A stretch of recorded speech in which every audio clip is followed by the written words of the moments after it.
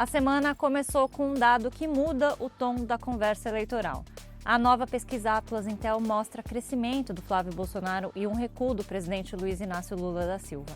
A diferença encurtou no primeiro turno e no segundo, o que era vantagem, virou empate técnico. Em outras palavras, o jogo está ficando cada vez mais apertado. Além disso, um desdobramento da CPMI e do INSS causou uma turbulência nesta quinta-feira, dia 26, em Brasília, o que pode impactar diretamente nas próximas pesquisas eleitorais. Tudo isso você acompanha aqui no Mapa de Risco. Eu sou Marina Verenix e nosso objetivo aqui é simples e nada trivial: separar o barulho de Brasília e ficar só com aquilo que pode mudar o cenário político e econômico. Toda sexta-feira eu estou aqui com um timaço de especialistas para conversar sobre o que realmente importa na política e como isso impacta não só os mercados, mas também o seu bolso. No programa de hoje, a aprovação da quebra de sigilo bancário e fiscal do filho do presidente Lula e o potencial de terremoto em Brasília. A pesquisa Atlas Intel e o novo equilíbrio da disputa para o Palácio do Planalto.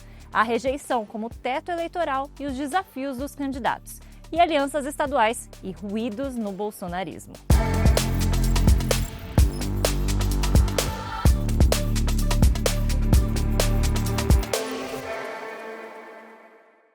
Bom, para começar esse programa, antes de apresentar o nosso convidado de hoje, eu queria dar as boas-vindas para minha colega de bancada, Bianca Lima.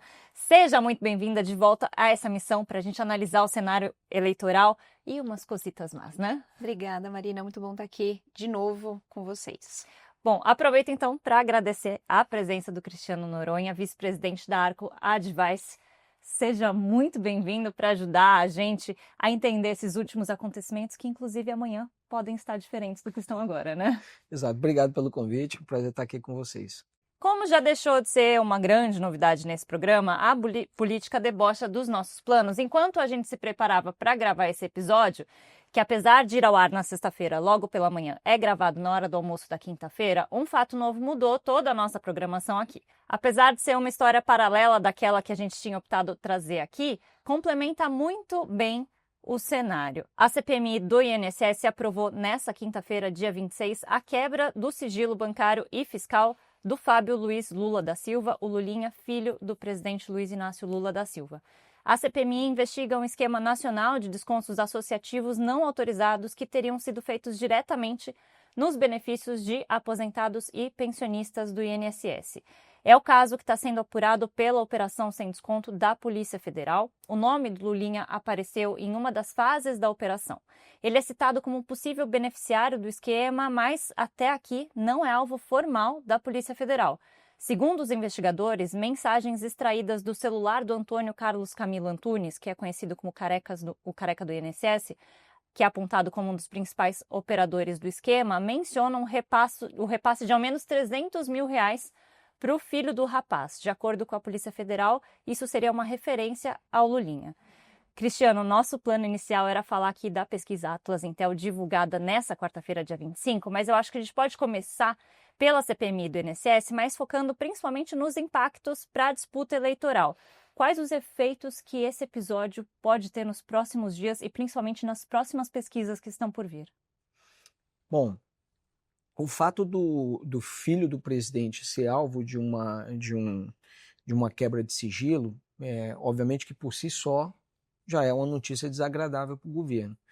E no momento onde o governo não enfrenta um bom momento, tá? Com queda de popularidade, algumas pesquisas mostrando aí a perda da liderança dele para o principal adversário, Flávio, né? Então isso não vem num bom momento, definitivamente não é uma boa notícia para o governo, faz com que o governo tenha que se movimentar de todas as formas possíveis para tentar evitar que essa quebra de sigilo aconteça. Mas o mais grave, eventualmente, se essa quebra de sigilo acontecer de fato, porque ainda existe uma possibilidade de ser barrado pela justiça, vão tentar, alguma forma jurídica, tentar evitar que isso aconteça, mas o fato é que se vierem dados, forem publicados dados, né, tornado aí público para todos, e se de fato eventualmente pegarem aí alguma movimentação que seja extremamente expressiva. aí vai ser um impacto ainda mais prejudicial para o governo. E não adianta o presidente dizer, se ele fez algo errado, que pague, enfim.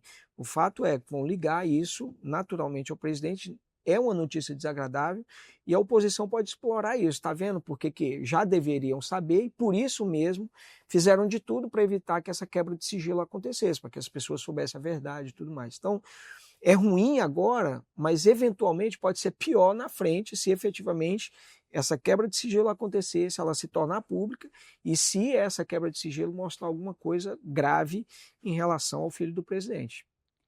Bianca, a gente tem falado muito nas últimas pesquisas sobre as pessoas, os eleitores já estarem decididos. Em muitas pesquisas mostram esse sintoma, né? Que os eleitores já têm ali um candidato fixo e que dificilmente podem mudar.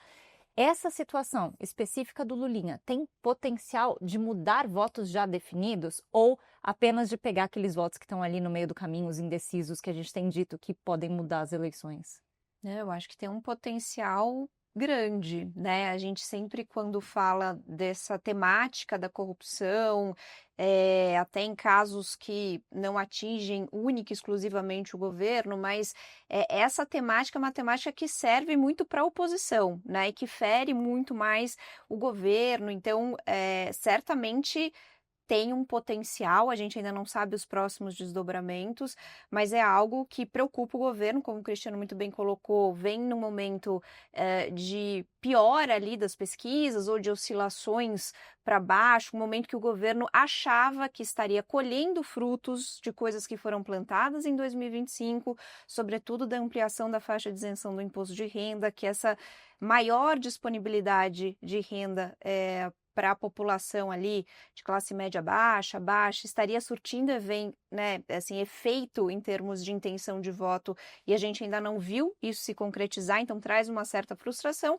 e aí você vê esses desafios adicionais se colocando, vem na esteira também do que a gente teve ali no carnaval, né, do desfile da escola de samba lá no Rio de Janeiro, trazendo algumas questões que incomodaram públicos que já são desafiadores para o governo, como por exemplo o público evangélico, que é um setor que o governo vem tentando se aproximar e que acabou gerando um pouco de ruído. Então vem num momento complicado.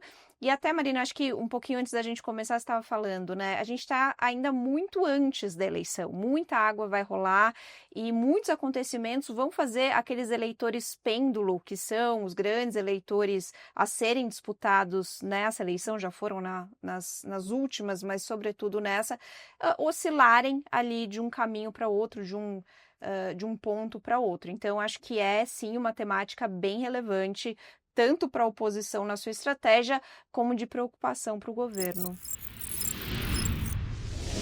E a gente está falando tudo isso porque os dados da pesquisa Atlas Intel Bloomberg, que foram divulgados ontem, na quarta-feira, dia 25, mostram um avanço do Flávio Bolsonaro e um recuo do presidente Luiz Inácio Lula da Silva nos principais cenários testados para 2026. A diferença caiu de 13,8 pontos percentuais de janeiro para 7,1 pontos percentuais agora.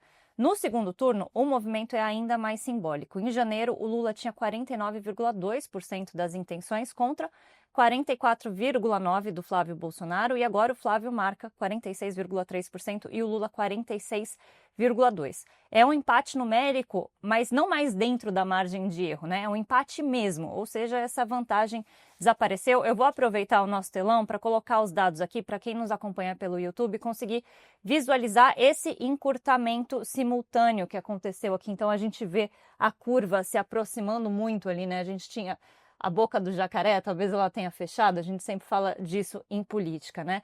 O crescimento do Flávio já vinha sendo captado aí por outros levantamentos, o que chamou atenção agora é o recuo do Lula. Inclusive, eu conversei com pesquisadores de outros institutos, cujos dados ainda não foram divulgados, e os números preliminares apontam nessa mesma direção, né? Mostram essa mesma coisa, esse encurtamento, talvez um possível empate ou até uma ultrapassagem do Flávio neste momento. Cristiano, a gente tem aqui, o que me parece, dois movimentos. A consolidação do eleitorado bolsonarista em torno do Flávio e a perda de fôlego do Lula na comparação mensal. Sobre o Lula, o problema aqui parece não ser apenas o governo, mas sim uma percepção pessoal do presidente. A soma de avaliação ruim ou péssima na administração ficou praticamente estável, de 48,5 para 48,4, não mudou muita coisa, mas a desaprovação do presidente na pessoa física subiu de 50,7 para 51,5. É uma diferença sutil, mas é relevante quando a gente está falando aqui num projeto de reeleição. E não dá para ignorar o efeito da Sapucaí, que a gente falou aqui na semana passada bastante, que não vai ser algo definidor, já que parte desse engajamento ali pelas redes foi muito do próprio eleitorado bolsonarista, mas as eleições podem ser decididas aqui pela soma de pequenos desgastes, que a gente estava até falando um pouco disso antes de entrar no ar. Cristiano, essa pesquisa, ela acende um alerta real no Planalto ou ainda é cedo para falar numa mudança estrutural de campanha? Ou pré-campanha, vou dizer aqui. Vamos usar os termos que ainda devem ser usados. É claro que ela acende, né? Porque é uma... Óbvio que a gente está muito longe, mas ela acende porque o governo tem que se planejar. O governo tem que entender o porquê que ele está perdendo isso e precisa tentar reverter. Essa perda ela foi causada pelo problema simultâneo, talvez, pelo problema do Banco Master. Então o governo tem que buscar explicações e tentar, de alguma forma, rebater isso. Tem um impacto aí do desfile já da escola de samba com os evangélicos, então o governo tem que ter uma agenda com os evangélicos ao longo do... Porque se o governo não faz isso desde já, for deixar para fazer isso mais na frente, ele pode perder mais, pode continuar perdendo. Então ele tem que fazer esse movimento, procurar entender o porquê que ele está perdendo, mas também o governo tem que buscar algumas ações que ele possa fazer para ganhar, né? Recuperar. E eu entendo que o governo está tentando fazer isso. Por isso que o governo está, por exemplo, insistindo na questão da PEC do PL lá antifacção, que já foi aprovado, agora tem um cronograma para a PEC da segurança pública.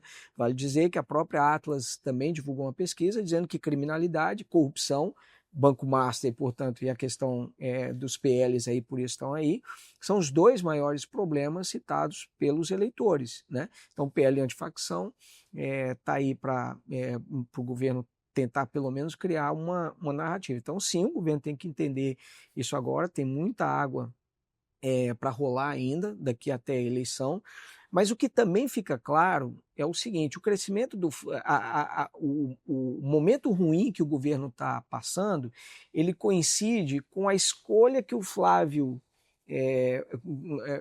foi escolhido como nome, ele se expôs mais, as pessoas estão tomando conhecimento disso e ele está crescendo. Então não é só problema do governo, mas é que o Flávio também está sendo percebido como a real opção para substituir o Jair Bolsonaro na disputa e naturalmente ele cresce. E aí você tem essas duas, essas curvas aí se aproximando e fechando para o lado favorável do Flávio, né? Bom, olhando para o campo fiscal, quais botões o governo poderia apertar no gasto público para tentar recuperar essa confiança, Bianca, sem piorar a percepção de responsabilidade fiscal? A gente sempre disse isso, né? O governo Lula ele tem buscado, ao longo de todos esses anos do terceiro mandato, se colocar nessa postura de responsabilidade fiscal, ali com metas, com teto, e todo mês trazendo isso. A Fazenda faz isso, um grande planejamento. Mas tem algum botão que possa ligar e que possa ferir essa responsabilidade fiscal? Eu acho que assim, a Fazenda, a equipe econômica, o governo de forma geral, vem buscando mostrar um compromisso com o arcabouço fiscal que foi criado nesse governo, né? Um arcabouço que ele não é suficiente para estabilizar a dívida pública, a gente sabe disso porque a trajetória mostra isso.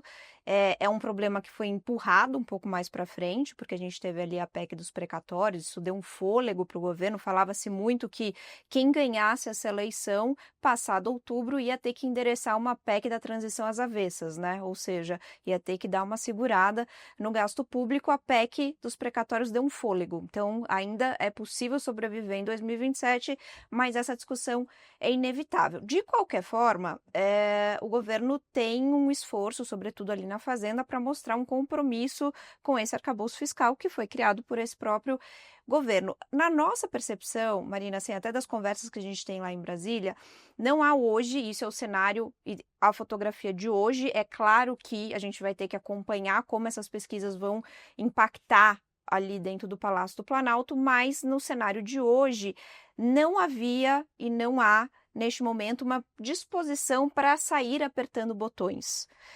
Então, era muito mais uma postura de, olha, vamos esperar colher os frutos das medidas que foram adotadas em 2025, e não foram poucas. A gente falou de imposto de renda, mas a gente tem também ampliação ali da gratuidade na conta de luz, o novo Vale Gás muito mais ampliado, o crédito do consignado privado, que já está em 100 bilhões de reais, o crédito está crescendo muito.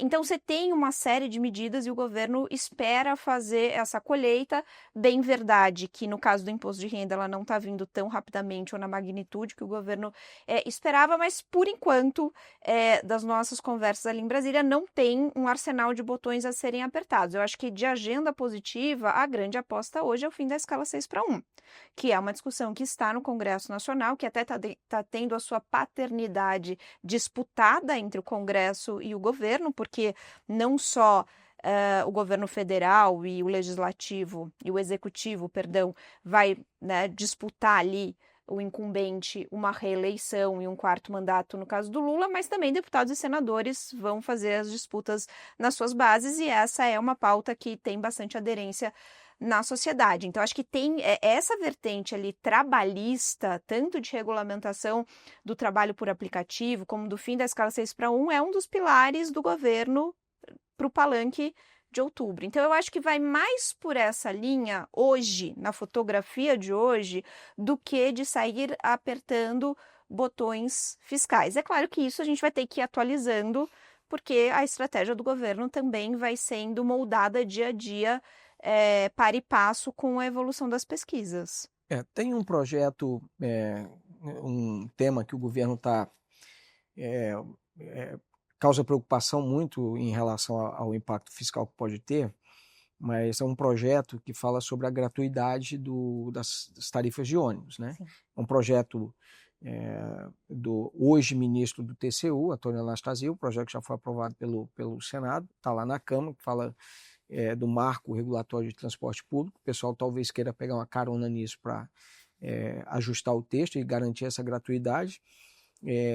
Então, é uma possibilidade, mas o grande problema aí é de onde vai sair o dinheiro para financiar isso, né? As prefeituras estão muito preocupadas também com relação a isso por conta do impacto. Mas o Ministério da Fazenda, o Haddad, inclusive em janeiro, chegou a mencionar de que ele deixaria o governo no final de fevereiro, porque ele pretende, ainda está vendo aí qual vai ser o destino político dele, mas uma das missões que o presidente Lula tinha dado para ele é ver como que implementaria isso. Então essa poderia ser uma política, ainda que não necessariamente a gratuidade entre em vigor agora, mas poderia ser uma coisa que pode, da partir a pessoa... resta saber o seguinte, se uma promessa, ainda que já tenha sido lei aprovada e tal, se as pessoas vão sentir isso no dia a dia, que ajudou. Essa era a minha pergunta, dá tempo de reverter? Olha, se ela fosse implementada imediatamente, daria, né? Agora depende, a gente precisa, a questão do imposto de renda, imaginava-se que poderia beneficiar e poderia gerar essa recuperação de popularidade, consequentemente aumento de intenção de voto, e isso não aconteceu. Há quem diga que isso se deve porque o eleitor ainda não percebeu, porque janeiro e fevereiro é um período de muito gasto, onde se paga muito imposto, tem que cobrar material escolar, então as pessoas talvez não tenham percebido isso. A gente no governo que acha que isso pode gerar um efeito um pouquinho mais para frente, talvez março e abril, mas esperava-se isso, né? Então, às vezes, você aposta numa direção. O que os programas sociais que o Lula vai lançar, de novo, será que ele não vai beneficiar só quem já não vota nele? Então, isso é uma outra questão também que é importante o governo entender. E aí, Por isso que alguns erros, como foi a questão do desfile, né, criticando ali a questão dos evangélicos e tudo mais, isso perpassa ali não apenas quem vota nele, mas quem poderia votar e tudo mais, e o dano é maior. Então, às vezes o governo também ele está tentando resolver um problema com uma medida que só vai chegar a quem já vota nele, entendeu? Uhum. Então, esse é que é o desafio também. É chegar no meio do caminho, né? É chegar no meio do caminho. Pendulares, como a Bianca falou. Porque veja, o Lula é candidato desde 89 praticamente, quando ele não foi candidato ele apoiou a Dilma e tudo mais, fez sucessor, mas ele está aí concorrendo. Então, o Lula ele tem um prestígio eleitoral muito alto, assim como o Bolsonaro também tem, muito alto. Então, quem é lulista vai sempre votar no Lula e os erros que ele cometer vão ser sempre justificados. Quem vota no Bolsonaro e é bolsonarista vai votar no Bolsonaro independente de eventuais erros ou críticas e tal.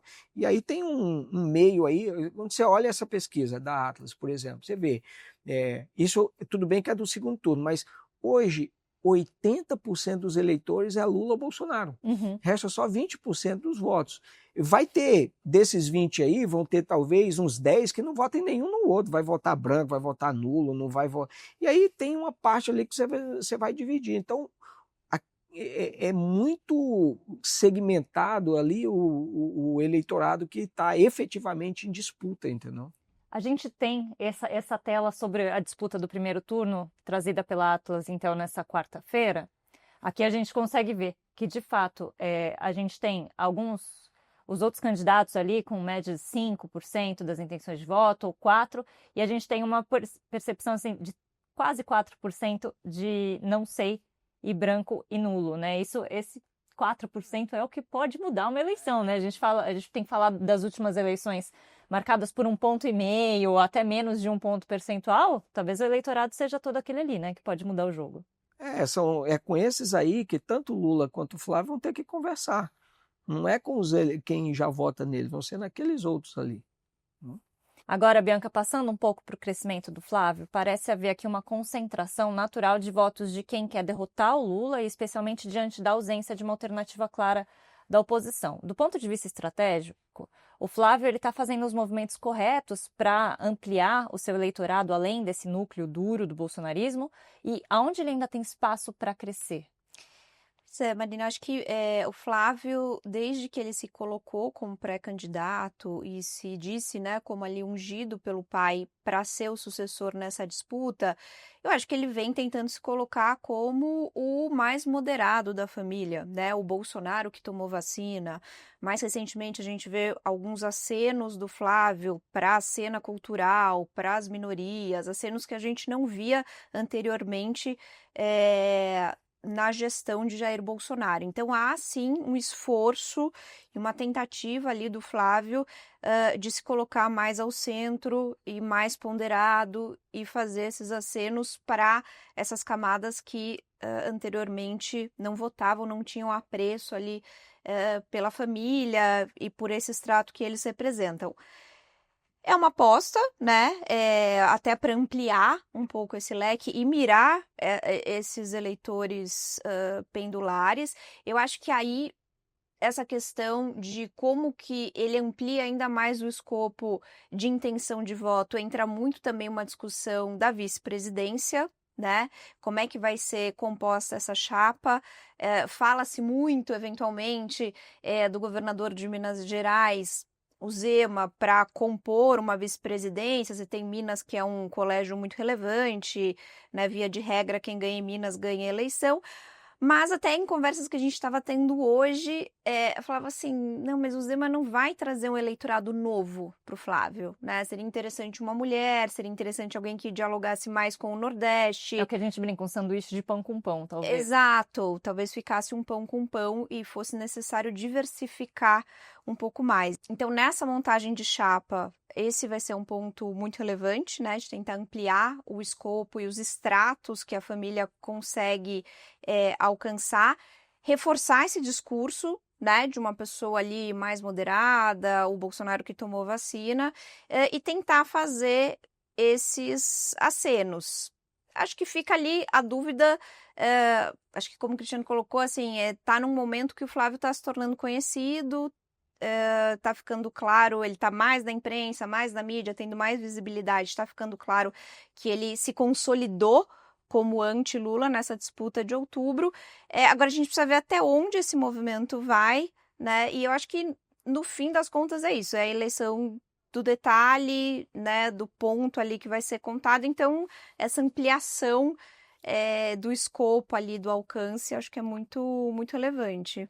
Quero trazer agora para a nossa conversa a questão da rejeição. A gente sempre fala isso aqui no programa, né? Que pode ser o verdadeiro limitador dessa disputa. Segundo a Atlas Intel, Lula lidera a rejeição com 48,2%. Já o Flávio aparece logo atrás com 46,4%. E aí, quando ambos se aproximam de 50%, o espaço de crescimento fica bem estreito ali e o segundo turno vira uma disputa de comparação negativa. Ainda que o Flávio tenha teto alto, dá para afirmar que ele já chegou no limite, Cristiano? Ou ainda há uma margem de expansão entre esses indecisos, entre esses eleitores menos ideológicos? Ainda há. Se a gente assumir que ele chegou no limite, é porque ele não vai subir mais e ele está praticamente, a gente está dizendo aqui que ele perdeu a eleição, né? Mas é óbvio que há, porque e é importante o seguinte, quando a rejeição é muito alta, o que o eleitor faz? Ele não vota. Tem dois movimentos, né? O eleitor rejeita demais um candidato, ele vai para votar no menos pior. E o outro, quando ele rejeita os dois, ele simplesmente não vai votar. Então, o Flávio tendo uma rejeição ligeiramente menor do que a do Lula, isso significa que potencialmente o Flávio pode crescer mais do que o Lula e atrair mais esse eleitorado. Então, é por isso também que o Lula tenta insistir numa agenda positiva e quebrar essa maré ruim dele de que a aprovação dele está caindo, a desaprovação subindo, entendeu? Então, acho que há espaço sim para o Flávio conquistar e a gente está vendo que as pesquisas estão mostrando justamente isso, que ele está conquistando. Tanto nas eleições, a gente viu no gráfico anterior, né, que ele estava no segundo turno atrás do Lula e agora ele já aparece 0,1 na frente, mas aparece na frente do Lula. Então ele tem espaço para subir um pouco mais. Como são duas candidaturas que tem um índice de rejeição bastante alto, mas ainda assim elas também têm um índice de voto maior tranquilamente do que todos os outros adversários. Então, por mais que sejam candidatos rejeitados, eles estão dominando a eleição, né? Isso é um desafio para o Lula. Quando a gente olha desde que a reeleição foi instituída, né? Quando você olha o saldo da avaliação do governo, ou seja, ótimo, bom e ruim, péssimo, né? Fernando Henrique tinha um saldo positivo de algo em torno de mais 17. O Lula, no primeiro mandato, tinha um saldo positivo, por causa da popularidade maravilhosa que ele tinha, um saldo positivo de 22%. A Dilma tinha um índice positivo de 15%. Né? O Bolsonaro tinha um índice negativo de 9%. O Lula está com índice negativo de 5,7%. Então, isso é uma coisa que o Lula tem que melhorar, é o índice de avaliação do governo dele, a percepção do governo dele de que o governo dele está indo bem. E não é isso que as pesquisas estão mostrando, da percepção. E por isso a gente tem uma desaprovação maior do que a aprovação. Então, nesse aspecto, parece que o Lula tem um desafio ainda maior. Mas, ao mesmo tempo que ele tem um desafio maior, ele tem talvez mais ferramentas porque ele está disputando no exercício do mandato. E a gente tem, historicamente, o índice de rejeição, o índice de reeleição no Brasil é muito alto, porque, obviamente, quem disputa no exercício do mandato tem vantagens comparativas melhor do que seus adversários. Né? Bianca e Cristiano, a gente adora uma fofoquinha aqui, né? E o jornal Folha de São Paulo nos trouxe uma boa, que é o vazamento de algumas anotações feitas pelo Flávio durante a visita do pai na Papudinha. Em Minas, a frase "me puxa para baixo" aparece do lado do nome do vice-governador do Matheus Simões. Já o Flávio Roscoe, presidente da FIEG, surge como uma alternativa, segundo as anotações, por ter um diálogo com Nicolas Ferreira e um trânsito no empresariado. Isso revela uma possível tensão com o Zema e mostra o PL tentando influenciar diretamente esse desenho estadual. Cristiano, o quanto essa interferência em Minas fortalece ou fragiliza a estratégia nacional do Flávio? E se a divulgação desses nomes, que não são só de Minas Gerais, né? A gente tem várias outras informações ali, inclusive uma informação sobre o Polon que possivelmente teria cobrado 15 milhões ali para desistir da sua candidatura pelo Mato Grosso do Sul. Quanto isso pode interferir nas candidaturas e nas alianças do bolsonarismo, que nessa semana e na semana passada parece ter havido bastante atrito, principalmente entre Nicolas Ferreira, Michele Bolsonaro e esse entorno? Olha, acho que o Flávio, a oposição, ela está mais bem encaminhada em alguns colégios eleitorais relevantes, né? O Lula está enfrentando um problema em locais tradicionalmente dominados por ele. Bahia está com problema, o Ceará está com problema. Aqui em São Paulo, o Tarcísio está indo muito bem, vai com uma chance de reeleição muito alta. Em Minas Gerais, por mais que tenha esse impasse, mas o Rodrigo Pacheco também não é um candidato dos mais competitivos. O Zema tem uma aprovação boa, de 63%, faz oposição ao Lula, ele está mais aderente ao Flávio do que distante do Flávio. E no Rio de Janeiro tem ali o Eduardo Paes, que vai ser candidato ao governo, mas tem também o Cláudio Castro está enfrentando um problema, pode ter lá todo o problema, mas o bolsonarismo é de lá, o Flávio, enfim, pode ajudar muito lá. Então, o Lula está tentando se movimentar nesses palanques e está com mais dificuldade. Então, eu vejo essas definições, essas disputas. A gente tem problema em Santa Catarina, está rolando lá com o Espírito Amin, enfim, com Carlos Bolsonaro, enfim. Mas eu acho que isso é parte do processo de negociação e esses problemas nessas construções acontecem agora, mas eu acredito que tem uma chance muito boa de ser resolvida até a eleição, tanto de um lado quanto de outro. Mas nesse momento eu vejo que parece que a oposição está mais bem posicionada do que o governo. Perfeito. Cristiano, quero agradecer muito a sua presença aqui. As portas estão sempre abertas e muito obrigada por ter aceitado o nosso convite. Obrigado, Marina. Obrigado, Bianca. Prazer estar aqui com vocês. Bom, então agora a gente vai fazer o que a gente mais gosta, organizar o radar. Começa agora o nosso mapa de risco. Bom, agora é hora de abrir o nosso mapa de risco aqui. A ideia é simples, destacar os temas que ainda estão em movimento, mas que já carregam um potencial de impacto. Para começar, Bianca, vamos pegar aqui a ponte aérea, que todo mundo que trabalha com política adora, e a gente vai direto de São Paulo, aqui dos estúdios do InfoMoney, direto para Brasília, mais especificamente na Câmara dos Deputados, nosso PIN ali chegando, porque a Câmara aprovou o PL antifacção, retornando o texto original e rejeitando as mudanças que foram feitas no Senado. A proposta ela visa aumentar ali as penas, podendo chegar a 40 anos de prisão para crimes cometidos dentro de facções criminosas e cria mecanismos como o Banco Nacional para identificar facções.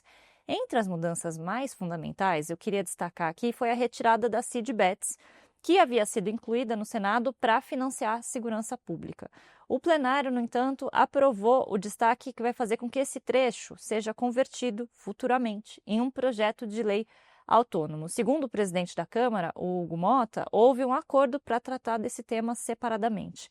Bianca, eu te pergunto aqui, o PL antifacção me parecia ser para discutir segurança pública, mas o foco foi outro, é isso mesmo? Pois é, Marina, ali nos 48 do segundo tempo, já entrando pela madrugada, a sessão da Câmara, a grande discussão nos bastidores referente ao PL antifacção não era nenhum assunto referente a segurança pública, mas era muito mais a permanência ou não dessa cobrança e da existência dessas seed bets, né, que aumentaria e majoraria os impostos que hoje já são cobrados sobre os sites de aposta, né? A gente sabe que sempre quando esse assunto chega no Congresso Nacional tem bastante pressão, e dessa vez não foi diferente e, de fato, um PL, um projeto de lei que tinha toda essa relação com a segurança pública, a gente falava aqui agora há pouco como esse tema é sensível para a eleição e como é que o governo está tentando criar uma narrativa em torno disso, porque sabe que é uma fragilidade, mas ainda assim, a grande discussão na madrugada na Câmara nesta semana era em torno das seed bets e dessa tributação. No fim, como você mencionou, acabou sendo retirado do texto, ficou-se uma promessa de se discutir num segundo momento, mas eu já digo aqui para você e para quem nos assiste que muito dificilmente isso vai para frente. Perde muito a força, né? Quando a gente coloca atrelado a outro projeto, que é a segurança pública, que para todos os deputados e senadores faz muito sentido, principalmente ano eleitoral, aí você põe para lá, parece que fica meio esquecido, né? A gente esquece de uns pedaços. Mas vou aproveitar aqui para a gente dar uma passadinha logo ali, Bianca, ali na Casa Branca. Vamos direto para a Casa Branca nos Estados Unidos, que o presidente Luiz Inácio Lula da Silva afirmou na semana passada que está disposto a negociar minerais críticos e outros comércios com o presidente dos Estados Unidos, Donald Trump. E o tema central, que é, né, esses minerais críticos, terras raras, na disputa entre Estados Unidos e China, o Lula afirmou ainda que o Brasil quer tratar os Estados Unidos da mesma forma que trata outros países sem favoritismo e com foco na defesa dos interesses nacionais. Aí, no fim de semana, Brasil e Índia assinaram um acordo sobre minerais críticos e terras raras também, que prevê uma cooperação e troca de tecnologia. No entanto, o documento, ainda que inédito, tem mais um peso de compromisso do que de execução imediata. Como o setor tem encarado essas negociações, que me parece que tem governador tentando concorrer com o governo federal. Me conta um pouco dessa história. Pois é, Marina, o setor tem encarado essas negociações como grandes cartas de intenção, ou seja, com pouco entusiasmo que de fato vá se tornar algo concreto, palpável e que se transforme em investimentos volumosos no setor, porque você não faz exploração de minerais críticos sem investimentos volumosos. E a gente tem uma questão fiscal limitadora aqui no país, então a gente precisa atrair investimento privado ou do exterior, enfim, firmar parcerias, por isso que essas discussões são muito relevantes, mas elas só se tornam de fato concretas e palpáveis para o setor quando elas envolvem investimentos volumosos e por enquanto a gente não teve ainda dinheiro sobre a mesa, a gente teve muito mais cartas de intenção, então acordos dizendo que lá na frente a gente vai ter um acordo, mas pouca coisa palpável. Então eu sinto um pouco de ceticismo no setor, também porque a gente não necessariamente precisaria de um marco regulatório para o segmento ali de minerais críticos, para a exploração de terras raras, o que está na legislação, segundo o setor de mineração, até já seria suficiente, mas é claro que você cria um fato político, você traz um pouco, talvez, de mais segurança jurídica. Mas a discussão, por exemplo, de um projeto de lei que crie esse marco e que viabilize também instrumentos de financiamento está parado na Câmara, está sob relatoria do deputado Arnaldo Jardim, que até vem fazendo esforços para tirar isso da gaveta, mas a gente não viu ainda andar. Tem um temor também, Marina, apesar desse tema ter se tornado, do ponto de vista geopolítico, muito relevante, né? Não só na relação com os Estados Unidos, mas China e com outras potências. Apesar disso, de ter ganhado essa relevância e essa importância, mineração é sempre um tema crítico, delicado, sobretudo em ano de eleição. Isso não sou eu, Bianca, falando, não. O próprio setor tem noção disso e fica um pouco em dúvida para saber o quanto que esse projeto vai, de fato, avançar ou se vai ter ali resistências e se pode ser usado politicamente nesse ano de eleição. Então, há dúvidas de quanto que o governo, de fato, o governo federal vai se jogar nessa discussão, ou se a gente vai ficar com uma profusão de cartas de intenções. E aí você né, colocou a provocação aqui, e eu vou te responder sobre a questão dos governadores, né, de direita, e aí, sobretudo, a gente tem os estados de Minas Gerais e do Goiás, que são estados muito relevantes quando a gente fala de minerais críticos, sobretudo Goiás, e aí Minas sendo governado pelo Zema e Goiás pelo Caiado, e aí esses governadores também se movimentando e tentando fechar acordos, sobretudo com os Estados Unidos. Mas, de novo, e a gente tem uma expectativa de que talvez agora no mês de março haja alguns anúncios nesse sentido, né, de assinatura de acordos, mas, de novo, um ceticismo do setor que fique numa grande carta de intenções, que dê algum protagonismo, jogue uma luz no assunto, mas que, de fato, coisas palpáveis, financiamento, investimento e exploração, de fato, acabe ficando mais para frente, empurrado ali. Ou seja, basicamente a reunião para falar da reunião, né? Me parece um pouco. Mas eu vou nos trazer de volta aqui para Brasília, bem vapt-vupt, para o Ministério da Fazenda em específico. A Fazenda prepara mudanças na tributação de aplicações financeiras hoje isentas de impostos. E a discussão já mobiliza executivos do setor financeiro. Entram no radar LCIs, LCAs, aplicações emitidas por banco, os CRIs, os CRAs, usados para financiar projetos imobiliários e do agronegócio, as debêntures incentivadas, títulos emitidos por empresas para bancar obras de infraestrutura. A ideia, ao que parece, é que o governo pode tentar reforçar a arrecadação sem depender do Congresso, prevendo uma alteração no regime de taxação por meio de um decreto. E isso é importante porque toda essa movimentação ocorre depois da medida provisória 1303, que previa um aumento de imposto de renda sobre esses papéis ter sido derrotada no Congresso no ano passado. A equipe econômica afirma que a medida busca corrigir distorções e reduzir o impacto desses papéis sobre a dívida pública. No mercado, porém, a leitura é outra, é isso? Pois é, Marina, você muito bem colocou, esse tema não é novo, o governo já tentou fazer isso que eles chamam de correção de distorções por meio da falecida medida provisória 1303, lá em 2025, não logrou êxito. Esse é um tema que tem muita resistência no Congresso Nacional, a gente tem uma bancada muito organizada e muito articulada, sobretudo do agronegócio, e que tem uma resistência muito grande a mexer principalmente nas LCAs, que são relevantes para o financiamento do setor, e a gente está na boca de começar a formatar o novo Plano Safra.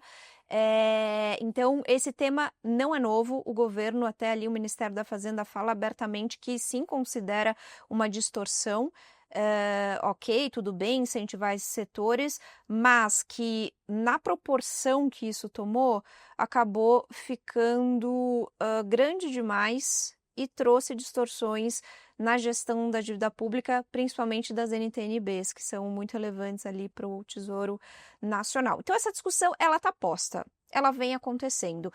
É sempre um ponto do como viabilizar, qual vai ser o caminho. Então, ficou claro, quando a medida provisória 1303 não passou, que via Congresso vai ser complicado, a gente está num ano de eleição.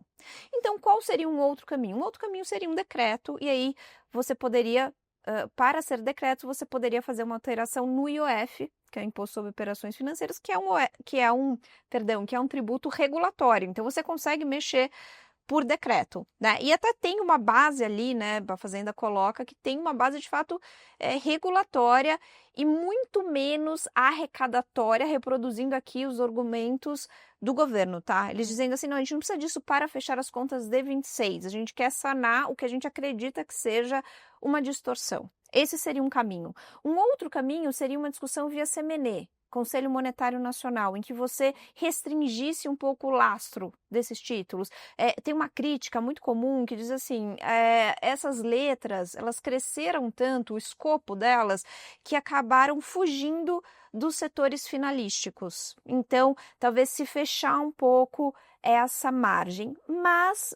apesar dessa discussão estar acontecendo, e de fato está dentro do governo, você tem resistências, tá, Marina? Assim, eu acho que não é trivial, está avançando, mas não é trivial. Você tem, por exemplo, na área de infraestrutura do governo, uma resistência enorme a mudar as regras de debêntures incentivadas. que são debêntures, né, que são títulos e formas de financiamento que, por exemplo, o governo quer atrelar muito o financiamento das ferrovias, que é um modal que ele ainda não conseguiu avançar, avançou muito em estrada, né, principalmente ali as rodovias, recordes de licitações, mas as ferrovias estão um pouco emperradas. Então, tem resistência também ali do pessoal que vai formular o plano safra, tem resistência do grupo do governo que olha financiamento imobiliário e sabe que a LCI ganhou uma dimensão muito grande, porque a poupança está sempre perdendo dinheiro e não ganhando. Então, para resumir, é uma discussão que sim está acontecendo, nasceu na Fazenda, mas já está em outros escopos dentro do governo, e eu deixaria que a gente não sabe ainda qual seria exatamente o desenho de alíquota, de formato, né, do fato gerador dessa cobrança e se essas resistências vão ser mesmo superadas, mas em sendo, eu deixaria uma data aqui no radar de quem está nos assistindo, que é o próximo relatório bimestral de receitas e despesas, 22 de março. Eu digo isso porque, apesar do governo colocar que não é uma medida arrecadatória, ela tem impacto na arrecadação, certo? E aí, o governo, até para reduzir eventuais congelamentos de verbas nesse início de ano, ali na gestão do orçamento, poderia já incorporar essa perspectiva de receita nova nesse bimestral. Então, eu acho que ali, finzinho de março, é algo para a gente ficar de olho, caso de fato os integrantes da Fazenda consigam superar ali resistências dentro do governo e esse decreto, essa minuta de decreto, enfim, passe pela Casa Civil e tenha todos os avais necessários e seja publicado. Bom, tá na nossa agenda, 22 de março, voltamos a conversar sobre esse tema. Bianca, eu gostaria muito de agradecer a sua presença e a nossa parceria. Espero te ver muito em breve aqui. Marina, foi um prazer. O Mapa de Risco fica por aqui, mas a nossa missão continua. Toda sexta-feira tem episódio novo, sempre com um timaço de especialistas para traduzir os principais movimentos da política e os impactos nos mercados. Siga o Infomoney no YouTube e nos principais tocadores de podcast para começar o dia informado e, se possível, menos surpreendido. Na semana que vem tem mais Mapa de Risco. Até lá!